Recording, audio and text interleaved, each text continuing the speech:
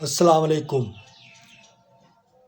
دوستو، کہا جاتا ہے کہ انسان کی حقیقت اس کا کردار ہے، اس کی شکل و صورت، ظاہری فزیکل اپیرنس ہے۔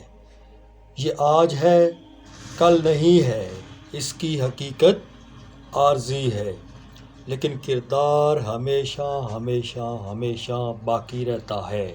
کسی شاعر کے مطابق انسان کی عظمت کو ترازو میں نہ تولو، انسان کی عظمت کو ترازو میں نہ تولو، یہ تو ہر دور میں انمول رہا ہے۔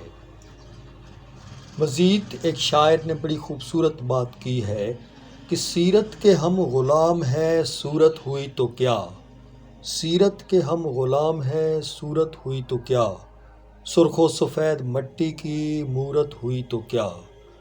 یوں انسان کا کردار اس کی پہچان ہے، اس کا رویہ، دوسروں کے ساتھ اپنایا جانے والا انداز، یہی اس کی حقیقت اور اس کی اصل خوبی ہے۔ بد کردار انسان شکل و صورت سے جتنا بھی خوبصورت ہو، کردار کی وجہ سے بدصورت ہے تو وہ بالکل اپنی ظاہری شکل و صورت کے ذریعے دوسروں کو متاثر نہیں کر سکتا۔ اگر کرے گا بھی تو عارضی طور پر، لیکن حقیقت میں اس کی بدصورتی، اس کا کردار برا کردار ہے۔ اسی بارے میں ایک شاعر نے کیا خوب کہا ہے کہ سانپوں کو ڈھانپ رکھا ہے سپیروں نے یہ کہہ کر، سانپوں کو ڈھانپ رکھا ہے سپیروں نے یہ کہہ کر، انسان ہی کافی ہے انسانوں کے ڈسنے کے لیے۔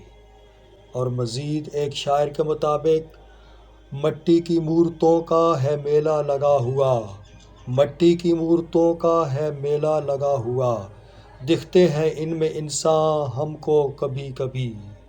تو یوں ظاہری شکل و صورت پہ نہ جائیے، ہمیشہ کسی انسان کا کردار، اس کا رویہ دیکھیے، یہی ایک حقیقت ہے، یہی اصل انسانیت کی پہچان ہے۔